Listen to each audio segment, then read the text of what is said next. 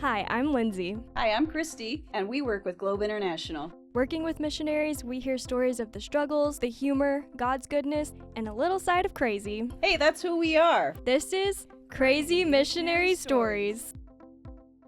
Hello and welcome back to Crazy Missionary Stories. Today we are talking with Miss Christina White, who has been on the mission field for 40 years this year. So, Miss Christina, will you tell us how you first got started into missions? Well, after I really got serious and walking with the Lord, I think I'd always kind of had a desire to do that, but I didn't really know what it was all about. I wasn't raised in a church or anything, so he kind of just led me step by step by step, and I really didn't know what was going on. Something had happened, and next thing I knew, I was here and I was there and I was somewhere else.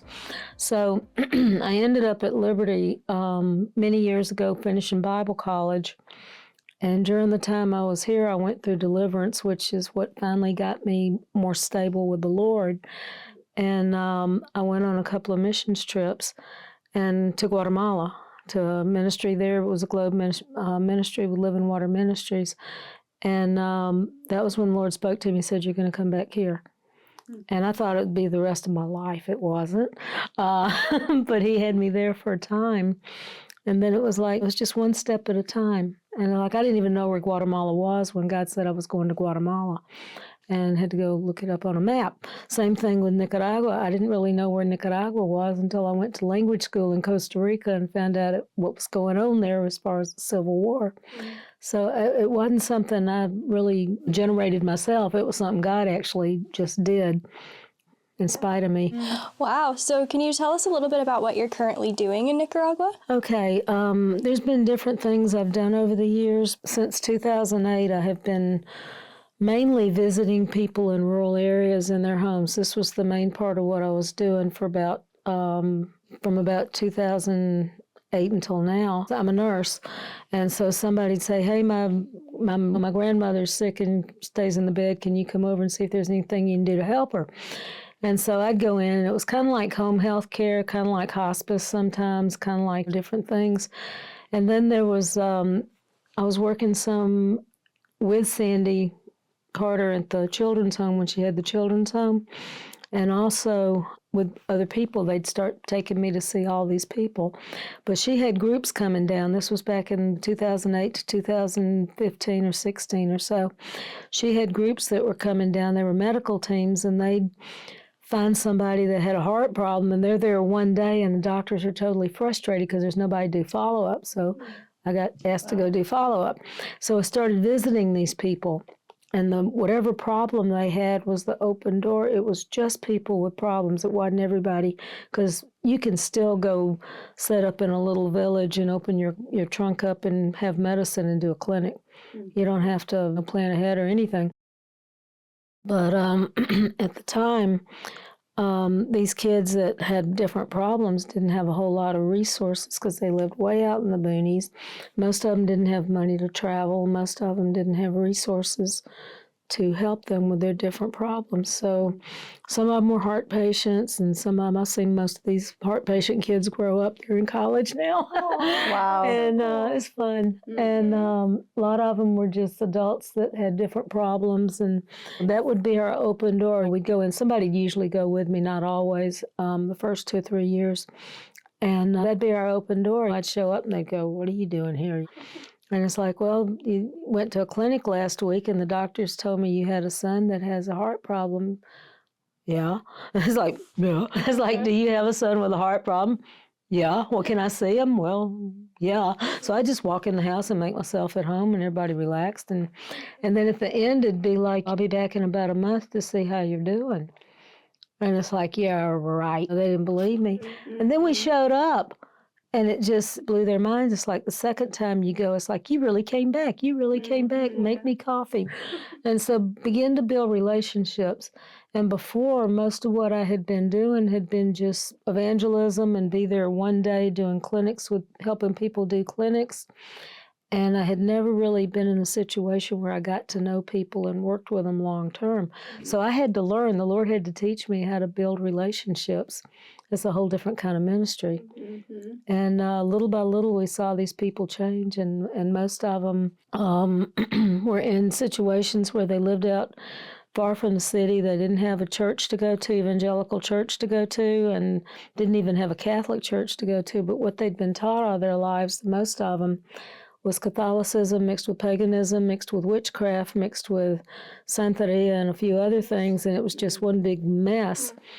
And then whatever they heard on the radio from the evangelical preachers. And it's just totally mixed up. We had one guy that could talk about Jesus Christ, the Virgin Mary, and the witch doctor all in the same sentence. So, I mean, it's just perfectly normal to him. And this was where most of these people were, because it was very rural when we first started going. It's gotten a little more modern now. So you were able to build relationships and continue a long term, kind of just checking back in. Yeah, some of these people I've known since 2008. I was going to ask, how long do you think some of those relationships have been? So since 2008? There's a few families, there's 3 or 4 families that we started, the first families we started visiting, there's 3 of them we still visit, and their kids are grown now. They're in their 20s. And then a lot of them, there was some we visited for a while, and then they moved away, or things changed, or they really didn't need any more help, and they really weren't interested in us continuing to visit. And so it changed over the years. But I counted it up one time, and there was probably at least 75 to 100 different families that we visited at least once over those first 10 years, 2008 to 18. And then a lot of things kind of changed over the years. But 3 years after I started doing that, I was praying. I said, God, I want somebody to come work with me. I don't want it to be another missionary. I don't want it to be another gringo. I want it to be a Nicaraguan, preferably a male, and somebody that had balanced doctrine, which was not, that was not something there was a lot of back in 2008. It was all mixed up from all the stuff that had come in. There was a lot of prosperity teaching and a lot of name it and claim it kind of stuff. And so I wanted somebody that had balanced teaching and all. And 2 or 3 people wanted to go with me. And it's like, oh Lord, they're not going to work out. And then this guy doctor I know came down and did a clinic, and this man was there in the clinic as one of the dentists. And he'd been saved like a year, and he was saying, oh, God, show me what you want me to do.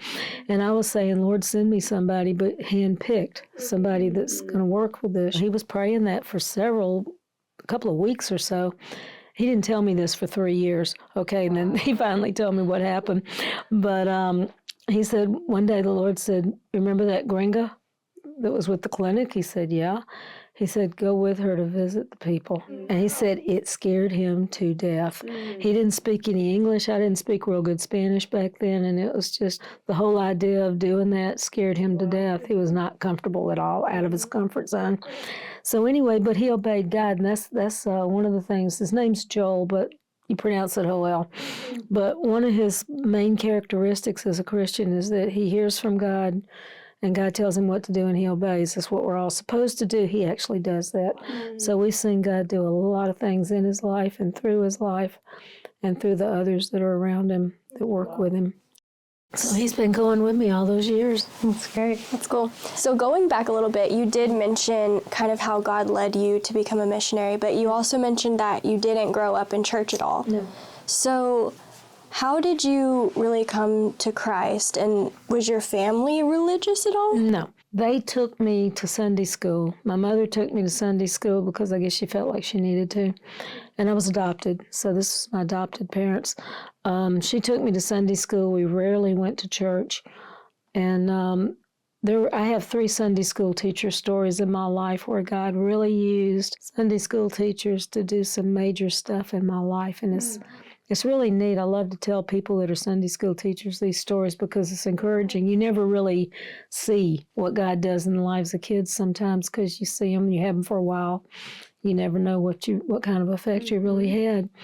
But the Lord used 3 people, and one of them, I was going to Presbyterian Sunday school, and there was a lady that was in that, one of the teachers in that Presbyterian Sunday school, And she said at the beginning of the year when they changed classes, she said the director said, I want y'all to consider picking one child. It doesn't have to be somebody in your class, and take them on as a lifetime prayer project. Now, when I first went to the mission field, I was in Guatemala, and I just started asking the Lord. I said, Lord, I hear all these testimonies of people that had a grandmother or mother that was, I said, there ain't nobody in my family or that I know that would have been praying for me, but somebody had to be. I mean, there's just too many things that happened. Somebody had to be praying for me.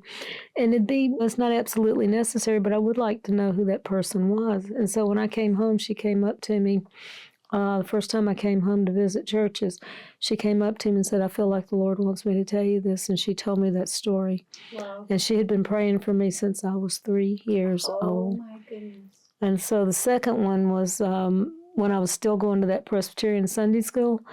And I don't know who it was. I don't remember him. I just remember I came home one day knowing that somebody had said, you can talk to Jesus like he's your friend. You don't have to pray serious prayers. And so I thought, well, that's good. I didn't have any brothers and sisters. I was adopted, and I was raised an only child. And I didn't have any friends. There wasn't a lot of kids in the neighborhood, and I was kind of an outcast because back then it wasn't real popular to be adopted. And so I was kind of an outcast, and I thought, well, okay, I'll talk. I believed in God. I had no trouble believing in God. And then I had all my other little imaginary playmates too, but Jesus was always real. And I talked to him all the time for several years, and he did a lot of stuff in my life through that. And that's probably, I wish I still had that. Everybody talks about childlike faith. I lost that somewhere along the way to the same, I still have that, but not to the extent it was when I was 9 years old. And so, but I would just think things and talk to him about things, and then he'd put things in my head that made sense. So he was talking to me. And the old cartoons of the devil on one shoulder and the angel on the other shoulder, that was going on in my life too. I had the devil trying to get me to go this way and the Lord trying to get me to go that way. And I was like, my teenage years were a mess. And but eventually the Lord got a hold on me. And when I was 17, my parents had started going to the Baptist church, and so I went to the Baptist Sunday school, and I love the Baptists. They're good at teaching. They've got a very good system of teaching in Sunday school and all, and they believe pretty much once saved, always saved. Well, I was just totally confused. I never got that, and the 4 or 5 years that I was as a teenager that I was in the Baptist church, I probably got saved in my mind about 15 times because I didn't understand grace. And then later, the Lord did something and helped me understand grace. But the Sunday school teacher I had when I was 17, I liked her. And I decided I was going to keep going until we changed classes. And then I was going to go join the Satan church. A lot had happened. And this is a long story. I'm not telling you the whole thing. Yeah. But the devil had been working on me, and I was interested. I was mad at God. And but I was going to wait until we changed classes because I liked her. So she sent me home with a book one day, and she's always bringing books. And she sent me home with a book. It was Pat Boone's testimony. And I'm like, my whole argument with God is, you got all this power you never use anymore. I'd never seen a miracle, never talked to anybody that had a miracle. I prayed for my grandmother to get healed, and she died, that kind of thing. And I didn't know God still did things. And that was my whole argument. That was why I was mad at God. And she brought this book, and it was like he's saying, oh, we're doing this, and we're praying for people and baptizing them in the swimming pool, and people are getting healed. And I'm like, oh, how did I get to California? I'm 17. I said, how did I get to California to go to that church? So another friend of mine, 2 days after I read that book, called me up and said, oh, well, I went to this church, and it sounded just like they prayed for people and stuff, and miracles happened. And I'm just like, okay, I'll go check it out. So I went and checked it out, decided to postpone joining the Satan church, and within a month or so, I got saved. I knew I was saved. I understood what grace was, and that's how God got a hold of me. I had a bunch of junk in my life, so my first 10 years was kind of like this, and I got away from the Lord 2 or 3 times and got real messed up again, and he brought me back and got me straightened out, and then eventually I'd gone to Bible college for 2 years at a Bible college up north, And then I came home and backslid, and he brought me down to Pensacola to finish Bible college, mainly because there were people in this church that knew how to deal with deliverance. And so I went through deliverance the first year or so I was in Pensacola.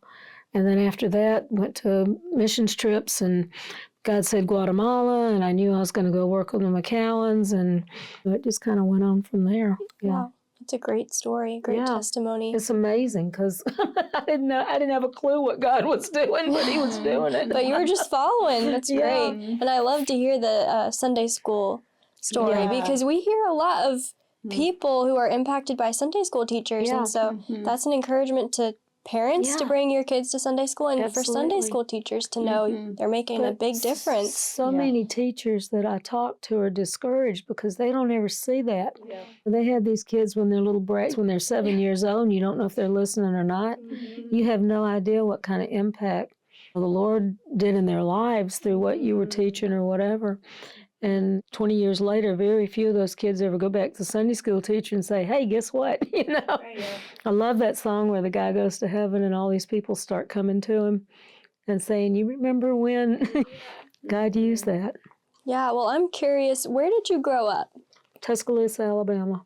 Oh my goodness, I grew up in Gardendale, Alabama. Do you know where that is? I know basically it's up near Birmingham. So crazy, yeah. Yeah. We would travel to Tuscaloosa for football games. For football, volleyball. That's so funny. I love that. We were neighbors. Yeah. But okay, so Alabama is a very different culture than Nicaragua. I'm curious if moving from Alabama to Pensacola to Nicaragua. Everything God does in your life is preparation. Yeah. Okay, I didn't know that until years later, but Dad and I would go fishing most weekends because he wasn't going to church. And we would go fishing most weekends, and it was hot, and it was sweaty, and it didn't have indoor plumbing, it didn't have electricity, and this and that. A lot of that was practice for learning to do without some of the stuff. Because the first part of the time I was in Costa Rica, 4 of the years I was in Costa Rica, I lived in the jungle. Wow. And the first 2 or 3, we never had electricity unless they cranked up the generator, and it's like, there goes the peace and quiet in the jungle, so we didn't care if they turned it on or not.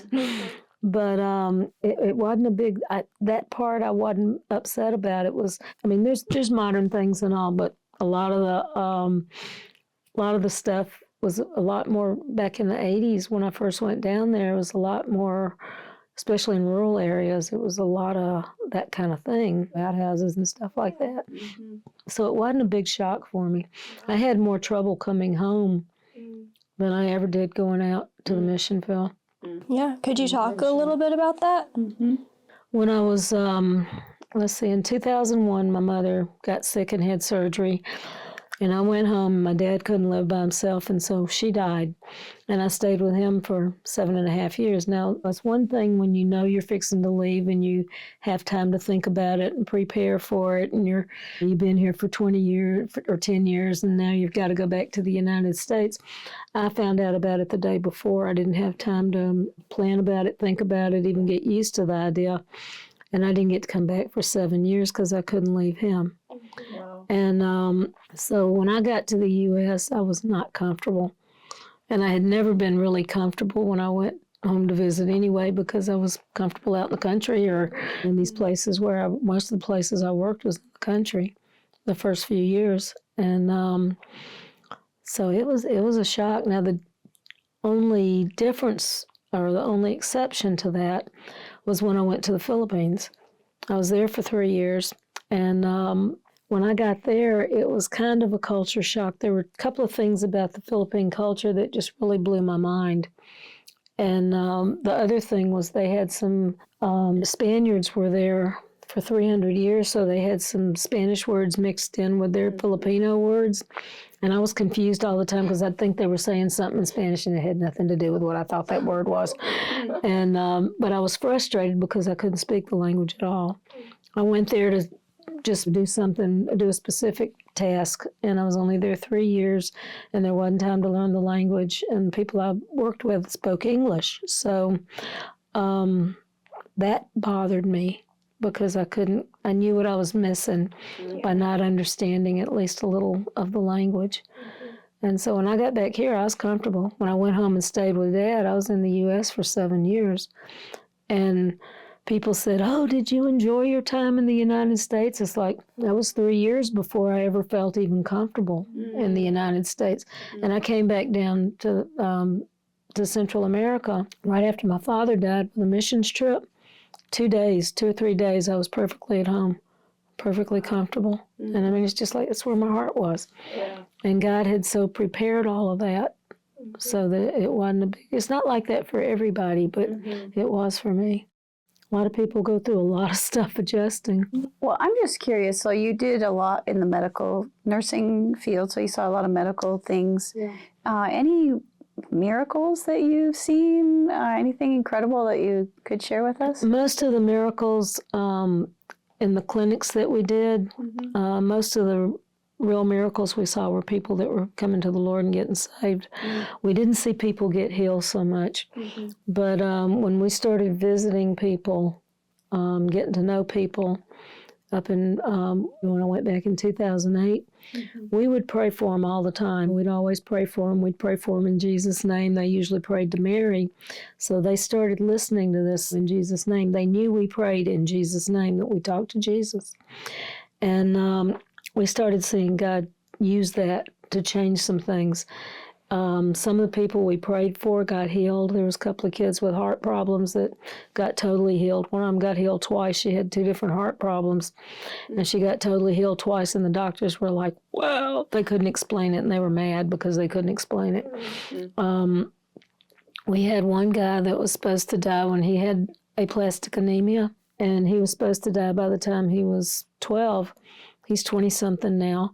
What is that? Aplastic anemia is kind of like similar to leukemia, and the blood just didn't doing what it's supposed to do, and you end up being anemic all the time and pretty much have to have a bone marrow transplant, and it doesn't usually work, or often it doesn't work.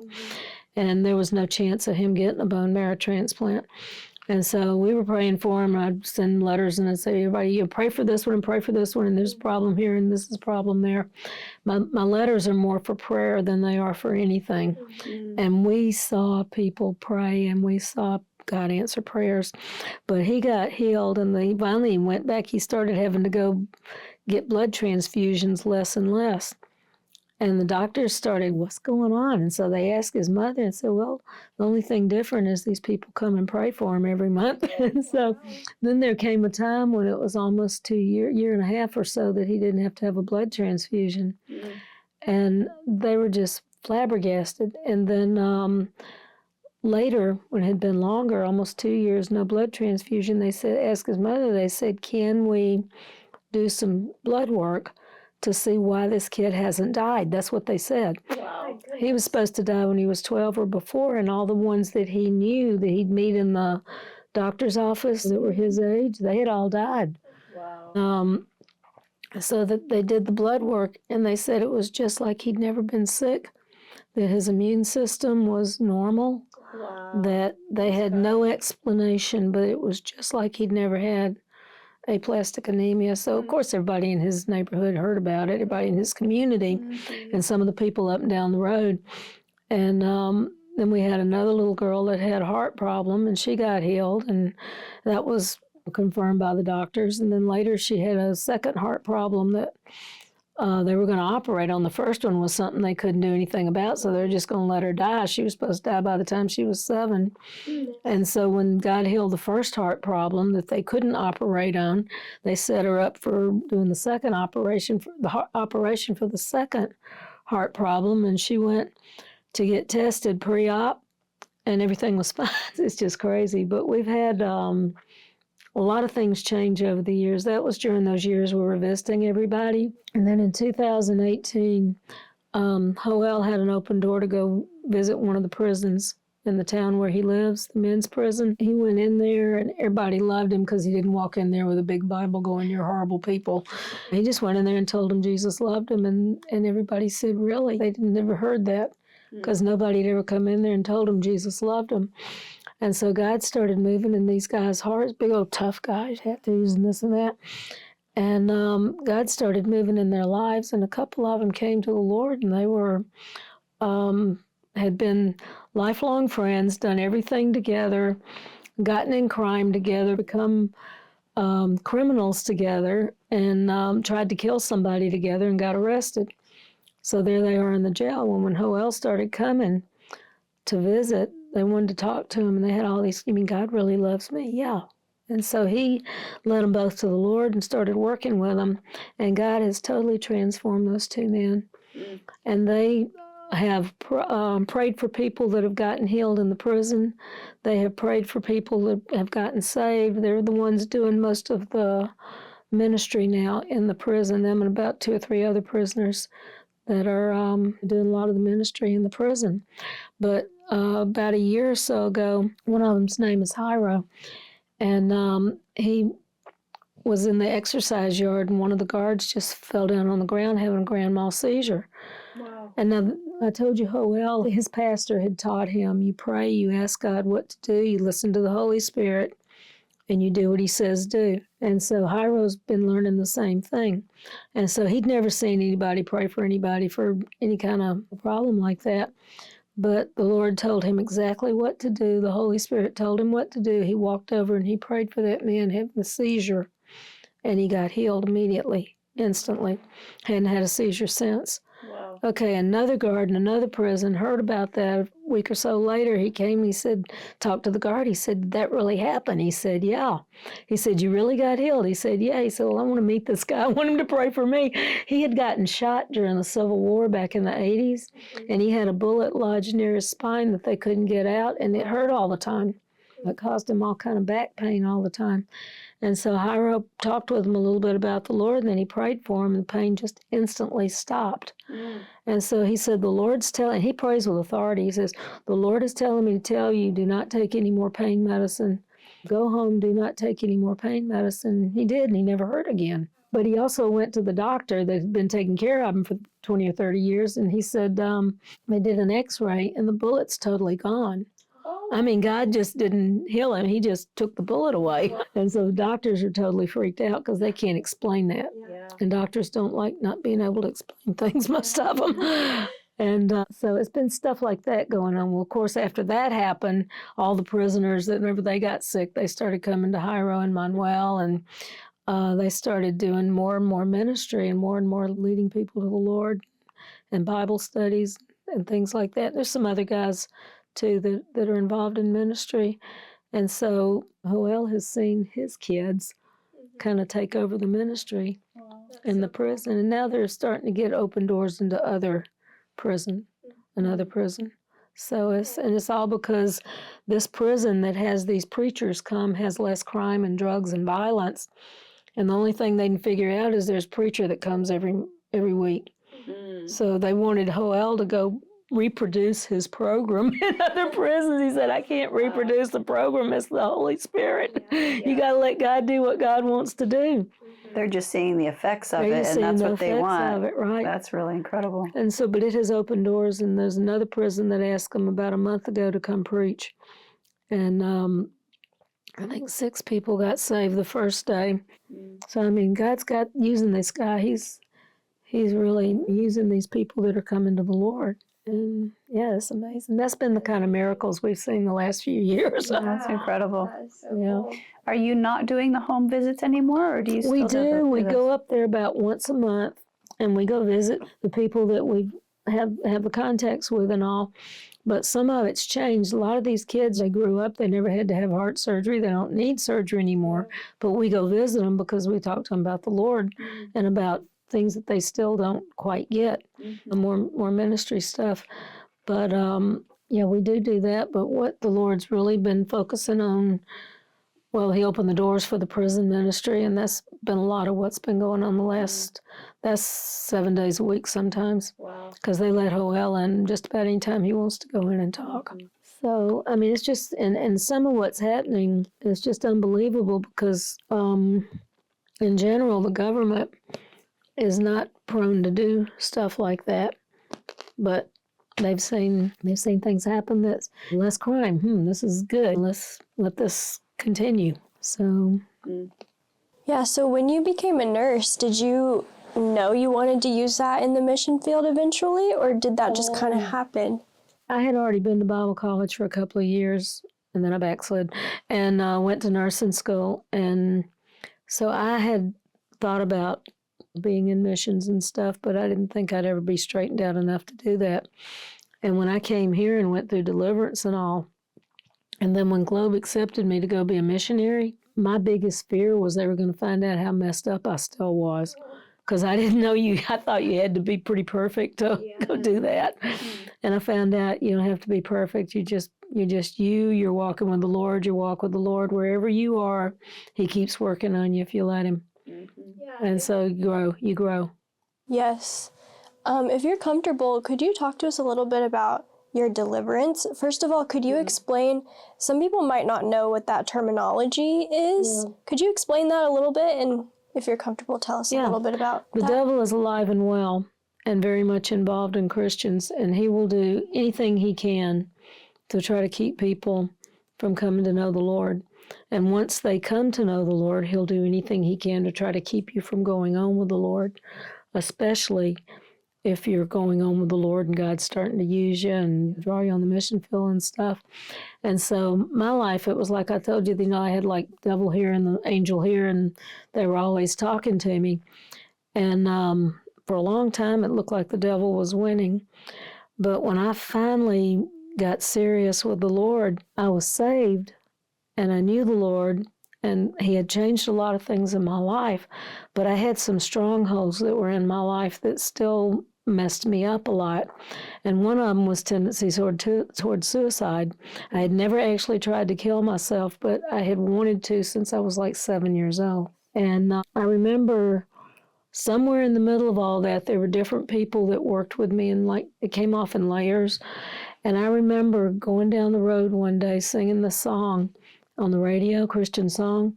And it was like, the words were like, give me one more day, one more hour. And the first time I sung that and meant it, I didn't want to be dead. And I suddenly realized I wasn't suicidal anymore. God had changed that. So sometimes people pray for you and it happens immediately. And sometimes it's an ongoing thing where the Lord just kind of helps you to see enough of the truth to where you can be set free. But the thing about any kind of life change like that is that you've got to want it. You've got to want to be set free of whatever your problem is. I was messed up on drugs for a while. You've got to really want to be set free for the Lord to be able to set you free. You can sit there and say, oh, God, deliver me all day long, but if you're not willing to go through the difficulty, it's not always easy, the difficulty of changing, and it's hard to be different. And you've got to be really serious with the Lord, and He knows when you're ready.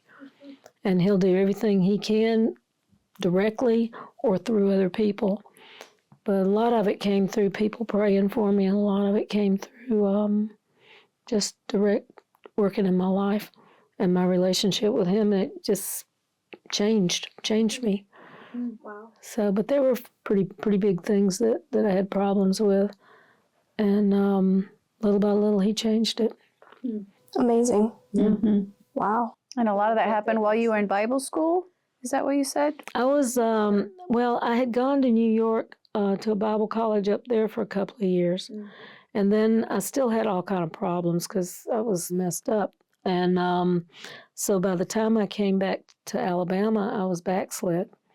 And during the 3 years I was there, I went to nursing school one of those years and worked a couple of years. And then I had planned on moving to Virginia because I knew somebody that I believed really loved me. I had a problem believing anybody loved me. And this lady was a missionary for years, and I just really believed that she really loved me. And I wanted to move up there to Virginia so she could get me straightened out. And God had a different plan. He told me to come here. And I got mad about it when He said, come here. I said, I got other plans. I got a job starting up there in 2 weeks. And but He said, move here, and I was scared not to. And so I came here, and at that time, there was groups here in the church that knew how to deal with different phases of deliverance and stuff. And so they helped me through some of it. And then there was the missions, very missions-minded, and a lot of people were in the Bible college here. And I finished Bible college here at Liberty. I had some more classes I needed to take to finish. And a lot of the people that went through Liberty went on to be pastors and missionaries and all of that. And so, yeah, that's kind of what happened to me. That's great. So, yeah. And then you joined Globe a couple of years later? Yeah, when I went to Guatemala, the Lord had already told me I was going down there when I went on the second missions trip. He had already told me I was going to go down there and work for a while and come back and get accepted. And at the time, Globe said, you're not ready. It'll be at least 2 years. And I said, well, Lord, it's going to be interesting to see how you do this, how you pull this off, because they're saying no. And he changed their mind. Wow. And I ended up exactly what he said. I went down to Guatemala for a few months, came back, got accepted, went to language school, and went back to Guatemala and went home from there. And I was one of these most least unlikely to succeed people. Oh, no. I mean, nobody thought I'd make it. They didn't think I'd last 2 years on the mission field. I've been out there 40 now. So I mean, it's just one of the real principles of God. He takes the people that nobody thinks is, and it's not anything I've done. That thing on footprints where you see the footprints, and the other ones where you see these creases in the sand. And said, Lord, what is that all about? And he says, that's where I was dragging you, kicking and screaming a lot. So, that's funny. But I'm serious. He had a lot of patience with me. Well, I would love to hear some crazy stories. How about you, Christy? I think so. Do you have any that come to Crazy mind? Stories. Most of them are car stories. Car stories, yeah. Okay. I've always said someday I'm going to write books, and one of my books is going to be called Owning Your Own Car in a Foreign Country, in a third world country or something like that. Things always breaking down. There's all these stories about how things happen. But the car I have right now, when I went back down to Nicaragua in 2008, I got this old Land Cruiser. I think it was 15 years old when I got it, or 10 years old when I got it, so it's 30 years old now. However many years. Wow. I'm not good. I have to count on my fingers. But it's 30 years old this year. But there, labor's cheap, so you just keep fixing it. That car has a reputation for, wow, it's amazing it didn't break down on you while you were up in the mountains. It should have broken down then. It always happens, almost always happens when I'm in Managua before I leave or when I get back. And I'll get back and there'll be something wrong with it. Oh, it's amazing that it didn't. You're lucky. It's not lucky. So they know that God takes care of me. And Joel, because he's with me all the time too. And they know that God takes care of us. Joel actually wants that car. He says, I can't afford it. But he says, if you ever decide to get rid of it, I want it because it's so blessed. God takes just the miracles that we've seen happen with it. But it's things that should have broken probably got us killed. And then there's a couple of times it broke down away from Managua. And one time, another guy that was with us, he's a professional. He knows all about driving. He has his own buses and carried groups around. He's a mechanic. He knows all about vehicles. And all of a sudden, it wouldn't go into gear. And so here we are out in the middle of nowhere. So we called somebody, and an hour or so later, they came to get us, and all of a sudden, it cranked right up. Nobody could explain it. Nobody could ever explain it. And that happened a couple of times. And so, just stuff like that. Most of them's car stories. It is. And it's a witness, too. It just really is. I'm curious, too, learning Spanish. Oh, yeah. Do you have any funny stories related to speaking Spanish, a newly? There's always stories that get passed down at language school about Spanish bloopers. Okay, I had a few of those too. But one of the things when I first got to, when was this? When I went back in 2008, now I've already been speaking Spanish for a while, since 1985, right? But I wasn't perfect. I'm still learning stuff. There's almost every week somebody's telling me something I've been saying wrong for 40 years. It's embarrassing. And we get out in the country and my accent's a little different. And so Joel's used to me, so he understands me. But I'll say something, people are just kind of watching a ping pong game. They'll look over at Joel to see so he can tell them what I said. And he says the same thing with the right pronunciation. and they understand it, so that's kind of humiliating. But it's just learning Spanish. They say, "Oh, it's the easy." I don't care if it's the easiest language; it's still hard. So I went to language school for a year, and they suggested I stayed longer because we had 5 people in my small group, and one of them was going to be a Wycliffe Bible translator. And he was the one that before the teacher ever said anything, he understood it immediately. And then there was me. And then everybody else was in between somewhere.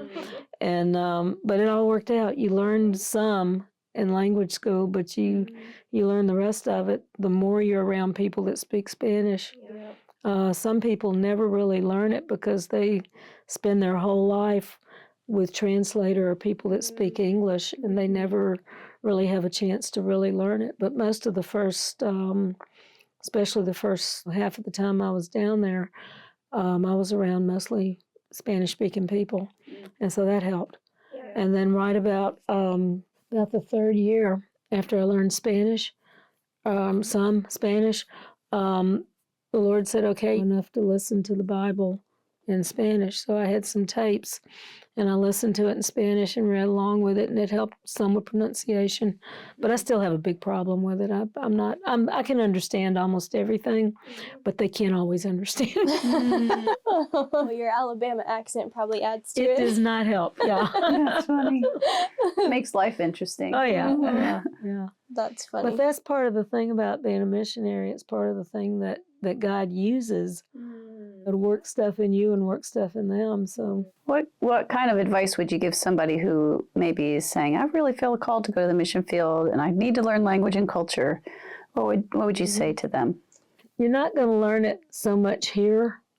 I mean, maybe now because there's so many Hispanics here if you're going to a Spanish-speaking country, but whatever country you're going to, you're going to have to learn it there. And I think it's the people that do the best are the ones that actually spend time with the people. They don't isolate themselves in their house and then just go out and do ministry, and that's the only time they're around people. You'll learn the language better, you'll learn the culture better. Have people over to your house, get to know what they do, what they believe, what their culture is. And I didn't do that at first. And there's a lot of things that I had to learn all over again or start at the beginning when I went back in 2008 because the Lord started having me working with people on a regular basis and building relationships. And I had not done that the first part of the time I had been in Central America. And so that building relationships thing, that's really more important than anything else because you're going to get to know people, you're going to get to know language, and it's more important than just going and doing evangelism. Evangelism's important, but it needs to be a balance. Right. Yeah. Right. I just wanted to give you an opportunity to talk about anything in your ministry, how people can get involved in learning more about your ministry, if they want to give or sponsor you, anything like that. Most missionaries do some kind of a prayer letter, okay? And the purpose of it is, this is what we're doing. We need X number of dollars to continue doing what we're doing. Okay, that's important. You need to do that. When I first went down there, I asked the Lord, I said, who do I send this to? I don't really know too many. He said, everybody. And he said, it's not just for raising funds. He made that very clear. It was not, my purpose was not just to raise funds. He said, I'm going to use what you put in that letter and working in people's lives, because half the people I sent that letter to didn't even know the Lord. And so it's like, okay, so he's always kind of, in my mind, my number one, I mean, I mention money in every letter, but donations and stuff, but my main number one purpose for sending it is to let people know what's going on so they can get involved in praying. The church I went to when I first got saved, they were very much understood the importance of prayer. There were some prayer warriors in that church, and I learned the importance of prayer. And I didn't learn it all back then, but I have really learned it over the years, just how important prayer is. And so when I do a letter, it's like, I want you, number one, to pray. And this is all the details for those of you who pray for all the details, because I got people on my mailing list that and I just do an email. I don't send it out in the snail mail. But I've got people that look at every single thing I put in there and pray for every detail. And then I got others that say, this is too long. I say, okay, we'll just say, Lord, bless her, you know the needs. And if you don't want to read it, that's fine. But it's for the people that want to read it and pray over every detail, because we have seen over the years, we have seen God answer so many prayers. I mean, pray for this, pray for that, this person, this need, that need. And then the next thing is called updates and prayer requests. And then people started saying, well, what happened? So it became updates and prayer requests. And we've seen God do miracles. We've seen God answer prayers. And that is faith building for these people that are getting the letter too. And I feel like the Lord's using it to help people see the importance of prayer, and the ones that already know, is stronger with them. And I've got several people getting it that are part of prayer groups that are in accessory prayer. That's great. Yeah. If someone listening wants to receive that email newsletter, how can they sign up? Just email me and tell me you really want it. I never just, if somebody says, oh, I want to get on your mail, I don't ever do that, because you might not really want it. But if you really want it, you email me and say, put me on your mailing list. And the email address is NICA, that's short for Nicaragua, nurse, because I'm a nurse, the number 3, because I forgot the passwords to 1 and 2. To Nika Nurse 1, and Nika Nurse 2. Okay. Nurse 3. So Nika Nurse 3, I finally wrote it down, and then at gmail.com. So it's Okay. NICA, short for Nicaragua, nurse, the number 3, at gmail.com. Awesome. And just say, hey, I want to get your prayer letter. And I tell people, if you ain't got time to pray for every single thing on there, that's fine. If you get it, just say a quick prayer. And most of them read at least some of it, because especially when people start having answers to prayers and stuff. Yeah, definitely.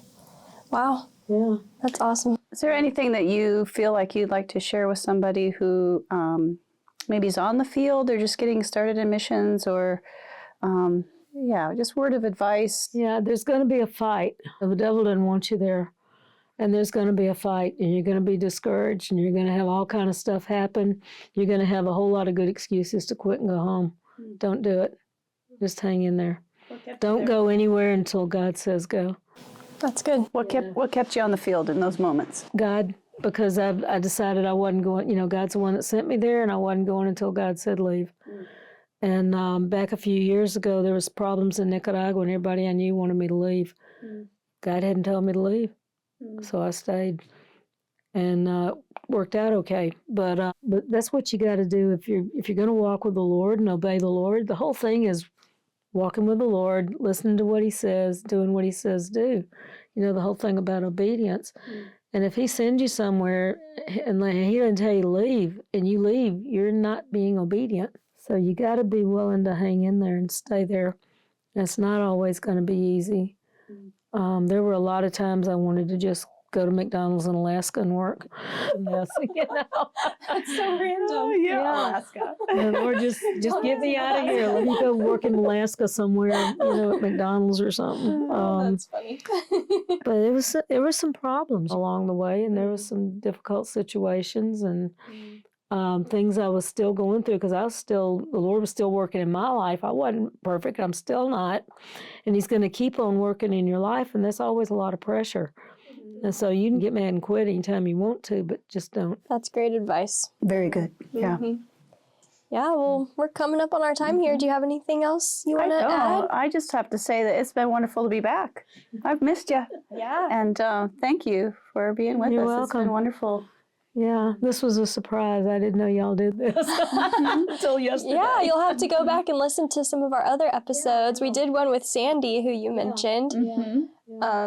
Yeah, it's great to get to hear your stories and give you an opportunity to talk. I know we talk about, at churches, you really just get a minute or two these days to share about your ministry. So there's one other thing I want to mention. This is something you can email me for if you want it. But I was adopted. I think I mentioned that. I was adopted when I was a baby. And it's an absolute miracle how the Lord arranged for me to meet my birth family. And I've got it sort of semi-written up. I need to rewrite it because it's not great, but it's an absolute miracle if you're interested in reading that. Because it was back before they had the ancestry thing going on, before everybody could get on the internet and look up everybody. It was back in 1996. And Lord told me to wait. One of the first times in my life, I actually obeyed him immediately. He said, don't go over there. I'd planned on going over and try to find my family because I knew I had a twin sister. And he said, don't. And I said, okay. I thought about it and made a decision. I said, okay, I won't go until you tell me to go. And I won't go unless you tell me to go. And 20 years later, he said, go. And I had frequent flyer, and I knew I was going to have enough miles to go over there in 1996 after I got through working in the Philippines. And I said, can I go to Greece with these frequent flyer miles? He said, yes. And so for 3 years before I went, he started getting my heart ready for meeting my family. And I had this much information, and half of it was wrong. And I met everybody the day after I got there. First place I went, they weren't even supposed to help me. It was the American Embassy. They aren't supposed to help you with that stuff. But God just touched the guy's heart. Anyway, so it's a good story if you want to. So your twin sister was not adopted, but you were split up. Yeah. Wow. Did she stay with your birth parents? My family was totally dysfunctional. I got mad one time. I said, God, it's not fair. I got two dysfunctional families. One adopted and one not adopted. And they all had problems, but some of them have gotten saved over the years. My adopted parents both got saved before they died. And it was a process for both of them. Each one of them had their own, like everybody have their own story, what the Lord did in their life. I believe my twin got saved before she died, but I won't know for sure until I get there. And I think it's real possible that my mother, Greek mother, and my birth father got saved before they died. I know they heard, but I don't know what they decided. So yeah, I would love to read that. Sounds like a crazy story. Actually got a copy in the car. Somebody made me some copies the other day. Okay. So yeah, great. Well, if anybody else wants it, just email me and say send the story. Okay, we'll put your email in the show notes under the episode, so if somebody wants to reach out, they can. As always, they can find you on Globe's website, right? Very old picture. I gotta get some new pictures on there. The picture I'm in there with, the kid, she's 22 right now. She was 7, I think, when I met her. That's funny. Anyway. Well, thank you so much for coming and chatting with us. Thank it was you. so nice to hear your stories and chat with you. Yeah, it's great to get to know you a little bit more. Okay. Yeah, thanks for being with Globe for so long. I love that. Everybody's shocked. All right. Well, thank you. Thank you. Thank you guys so much for listening to Crazy Missionary Stories. If you are listening on Spotify, don't forget to follow us and give us a 5-star review. If you're on YouTube, don't forget to subscribe. And of course, share it with your friends. Thank you guys for listening. See you next time.